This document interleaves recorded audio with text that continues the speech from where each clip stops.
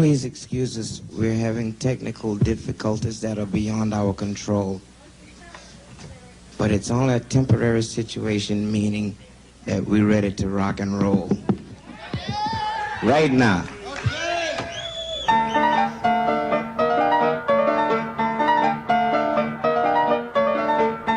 When you say Booker, I think everyone's heart gets a little excited about it. And they say, yes, indeed. Booker was probably one of the most fired people in my band the 5 years or so that he played in it. I did it, and I am the best that ever did it. And I'd have said the same thing if I wasn't smoking or drinking, too. But I'd always hire him back. And that was the show of the spirit of what he could do. He could do just about anything.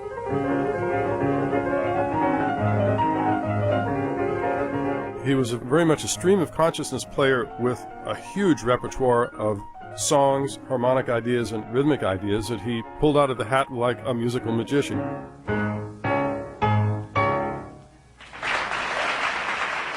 We're going to introduce James Carroll Booker, also known as the Piano Prince, sometimes called the Ivory Emperor.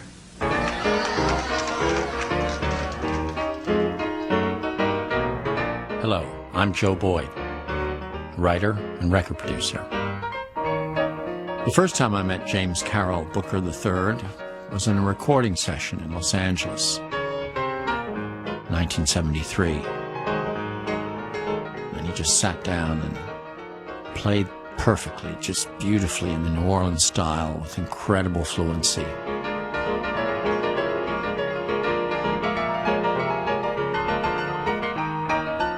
My next encounter with James was in New York City a few years later when I was recording a classic New Orleans R&B song by Huey Piano Smith called High Blood Pressure with a singer called Jeff Moldor. I get a high blood pressure when you call my name. Oh yeah. And I knew that James would be absolutely perfect for it. Blood pressure when you call my name. Oh yeah. Engineer John Wood. Booker arrived at the studio and he's dressed in a pink cerise jumpsuit, a patch over one eye. He sits down at the piano and he just starts vamping away. Every time we stop a take, he's playing something else and starting to annoy everybody else in the room a little bit. And he carried this little, it was like a plastic handbag, and it was also pink, and it was a little cassette recorder in it. And he would record everything on his little recorder. So when we were playing back in the control room, he would infuriate everybody else on the session by staying out in the studio and playing his own recording. The rest of the musicians were an all-star team of New York session guys. Very cool, very professional. James was bouncing off the walls, talking a mile a minute. I could see these New York session guys just rolling their eyes, thinking, who is this freak? So I tried to distract him during a break. I asked if he knew a Louisiana Dopers song that I'd heard once, called Junko Partner.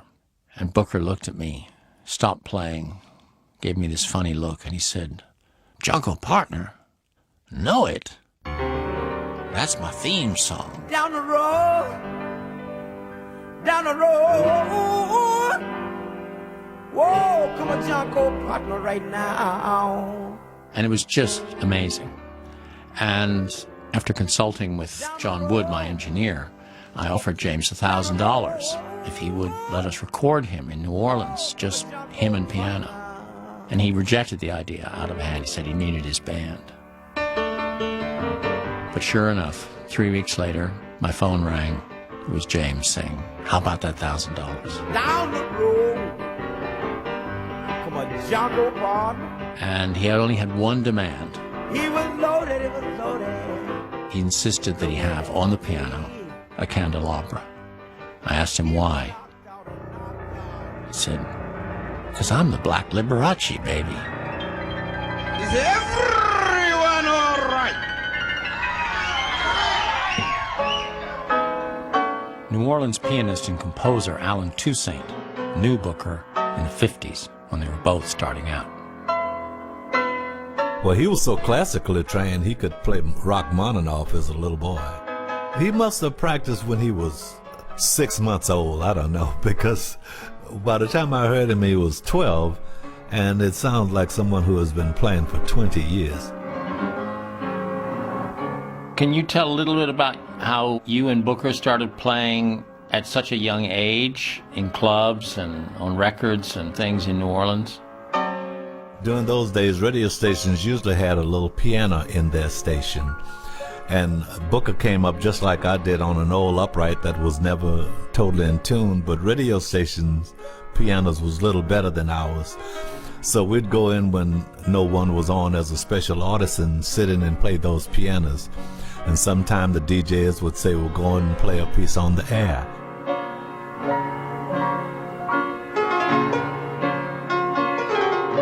Booker could play. He could imitate other piano players and sound better than they could. Booker's manager, John Parsons. You could name many New Orleans piano players in the traditions. Professor Longhair, Fats Domino.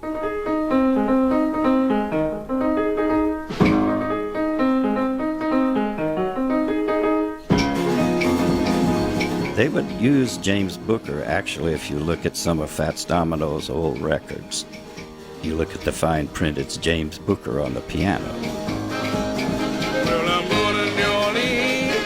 I'm going to see the Mardi Gras. Because Booker could play like all of these people. He could play long hair stuff. Little Richard is another one, Ray Charles. And he could sound better than they did. I want to know what's carnival for. But they could not play like James Booker.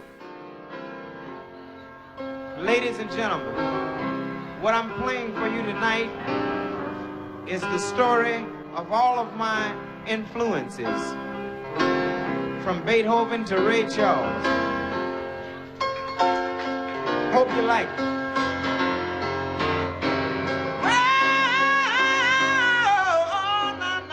Listening to James play and sing, I saw him as a kind of present-day Jelly Roll Morton, that great pioneer of New Orleans jazz piano.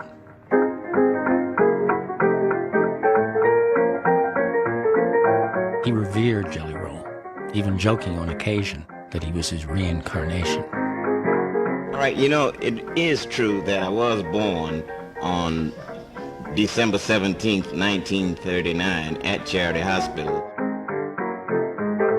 Unfortunately, I wasn't quick to point out that Jelly Roll did die around the same year.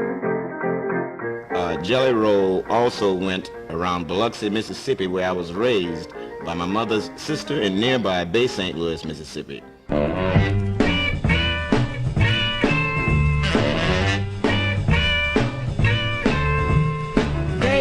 In the 1950s, the New Orleans rhythm and blues scene was incredibly vibrant. You set my soul on fire. Booker, at the extraordinarily young age of 12, started recording. In 1960, he had his biggest hit, an instrumental called Gonzo.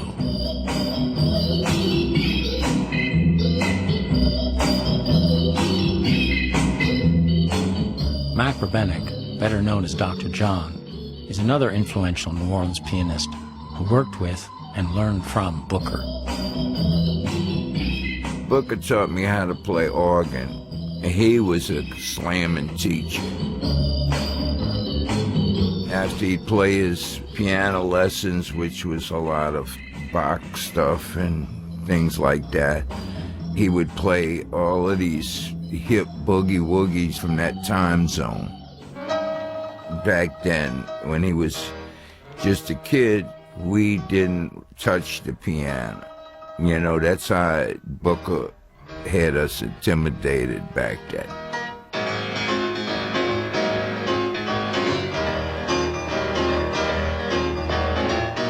Well, there were all kinds of little intricate things going on, and they were consistently on and final.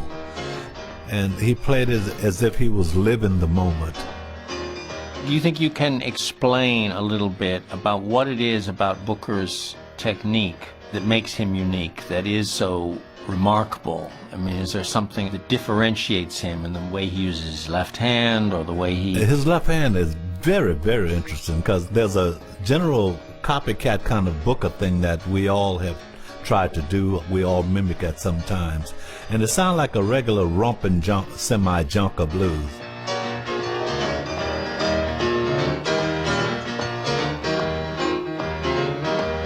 But when you really scrutinize it, there's some rolls going in between the surface of what you hear, which is only Booker.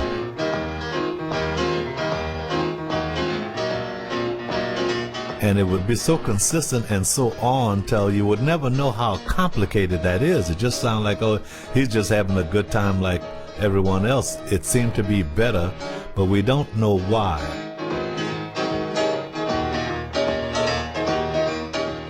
Josh Paxton has spent years transcribing many of Booker's recordings. He would do with one hand what most piano players would need both hands to do. So you have a bass line, which sounds like this.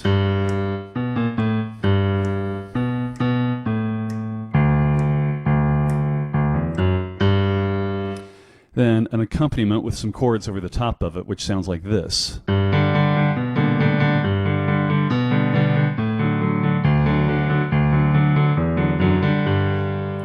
Which sounds like two hands, and it was when I was playing it just then.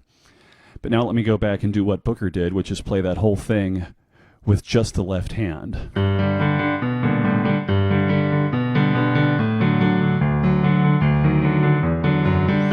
Now that was the same thing, but it was all with one hand. And what doing that allows me to do is to do this with this over top of it.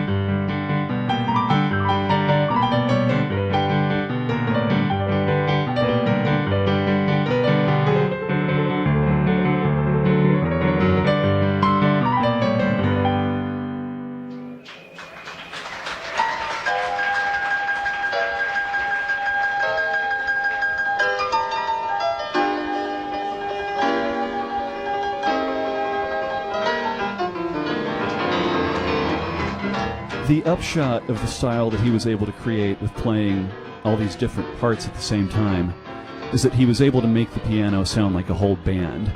You hear the bass, you hear the guitar. If he's stomping his feet, you hear the drums along with it. So by creating that full sound, instead of just sounding like one musician, he sounds like four or five all at once.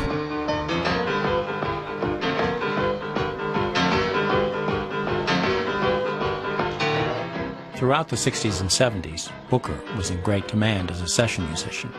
He was in Mac Rebennick's band for several years and appeared on dozens of R&B records, playing with many greats, Aretha Franklin, Ray Charles, Little Richard. But at that point, he was always just a sideman, never stepping into the spotlight to show the full range of what he could do. Alan Toussaint. That's a very good question. Why Booker didn't rise to fame and popularity that it seemed like he would have been well worthy of.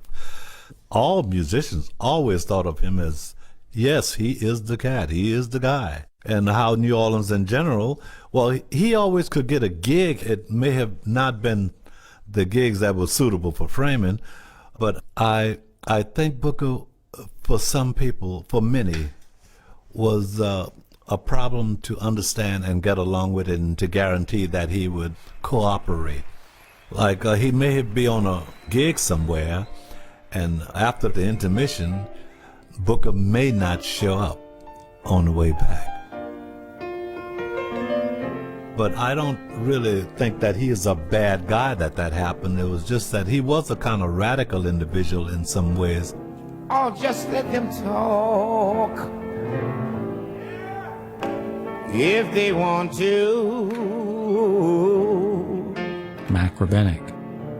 The Mississippi police pulled us over one time, and they said, "Oh, it smells like weed in here." And Booker says, "Yes, officer, I saw you coming with your lights, and I threw it all down the road."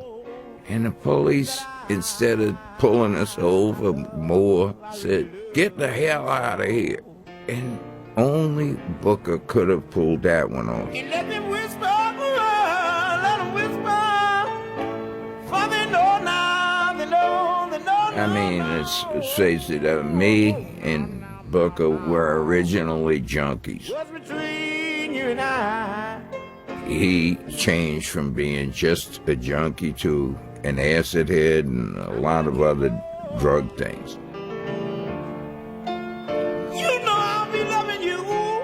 I had fired him for the last time out of my band, and I told him, "Please don't go to New Orleans. They have an APB out for you, and they're going to pick you up." But knowing Booker, we should have knew he was going to come back. But Booker went to New Orleans and got picked up. After a spell in prison for drug offenses, Booker tried to get his life back on track. Drummer Jim Sherrick played with him in a band in the early 70s. I was playing with James at a time where he was very actively trying to improve his life. He had put distance between himself and a lot of other great musicians. I never, ever played a gig with James where James didn't show up, where he stopped playing, or any of the things that you heard so much about. It was around that time that we came to New Orleans to record Jungle Partner with James. It went just as I imagined. All right. He'd been skeptical, but once he sat down, looked at that candelabra, he just came out with tune after tune after tune. Incredible. In a huge variety of styles. Me and my wife, we settle down. I think that was the moment when he realized just how well he could hold his own as a solo performer.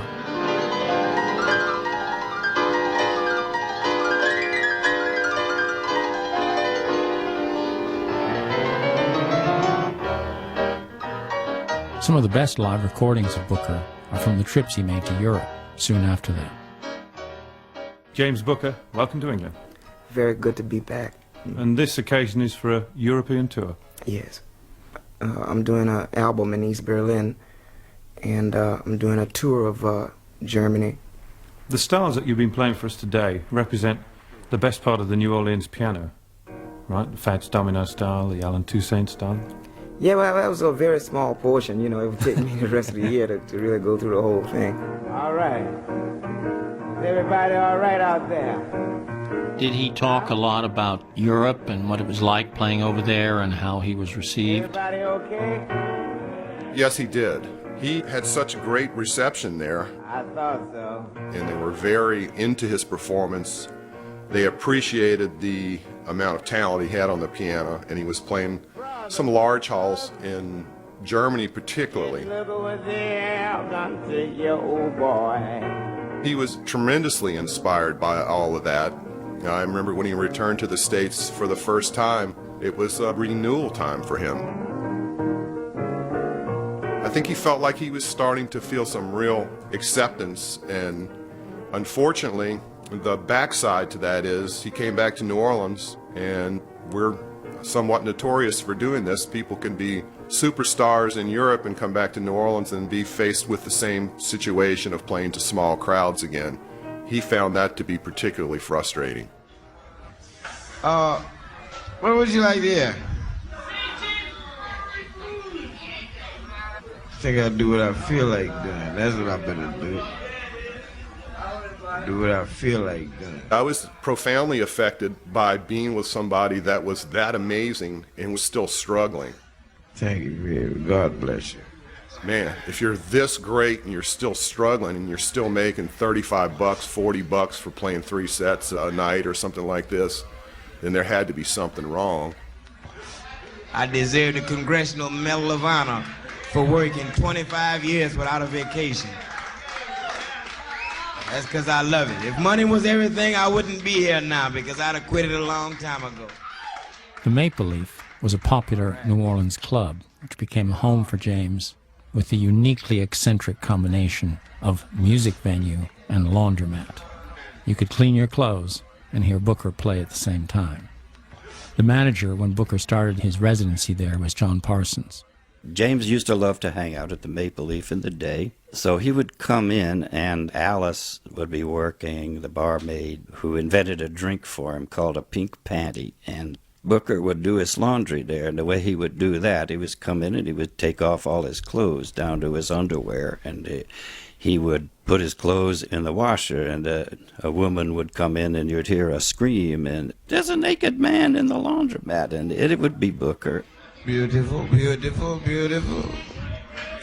The more the merrier, my dear, the more the merrier.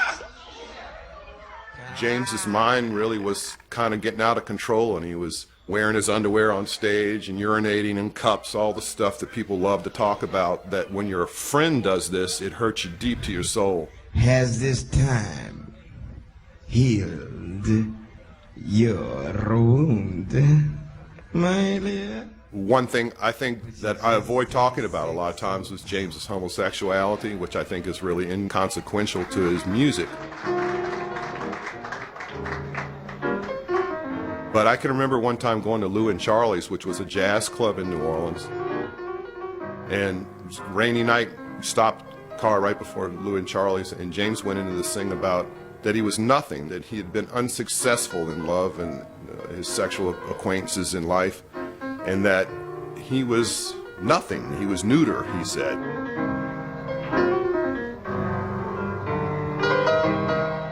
Booker, he had a very hard head about a lot of things, and you couldn't break through his anythings.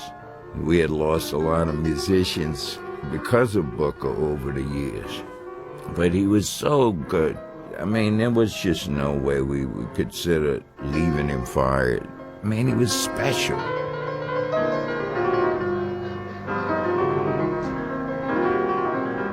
Whatever piece of music that James decided to play, and he had a huge variety, he channeled his own inner pain into these songs.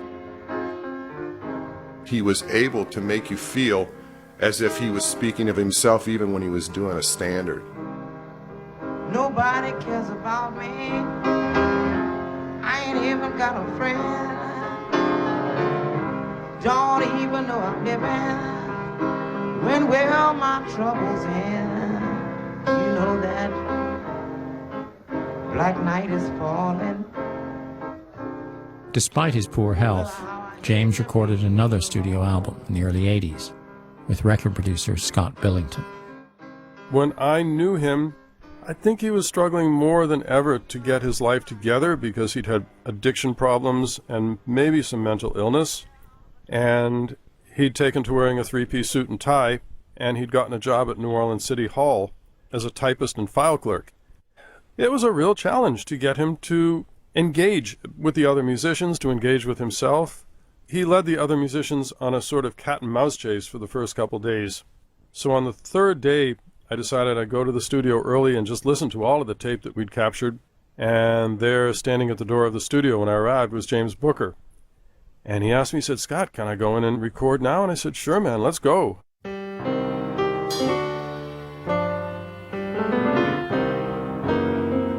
1983, James's demons finally caught up with him. I got a call from Charity Hospital from a nurse, and they wanted to know, "Is this Jim Sherrick?" And I said, "Yes, it is."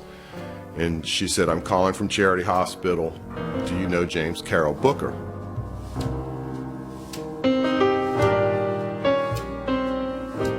And I said, "Yes, I do." And I immediately said, "Is James dead?" And she said, "Sir, I'm so sorry. I really can't tell you that."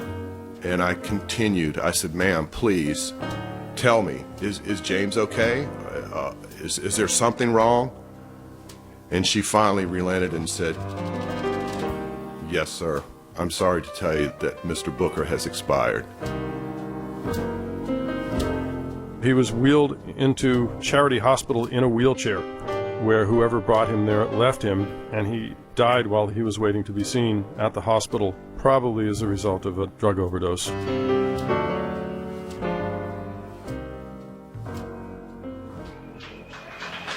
Today, I see James as part of a long tradition of great piano players. Classical, romantic, blues, jazz, everything in between. From showmen like Liszt, their coattails hanging over the back of the piano stool, right up to his own idols like Professor Longhair and even Liberace. Good night, sweet. Well, it's time to go. Hope you come back tomorrow night, ladies and gentlemen. 'Cause that's it for tonight. I say good night, sweetheart. Good night. James Carroll Booker III took all of it in, but he always made it completely New Orleans and completely his own.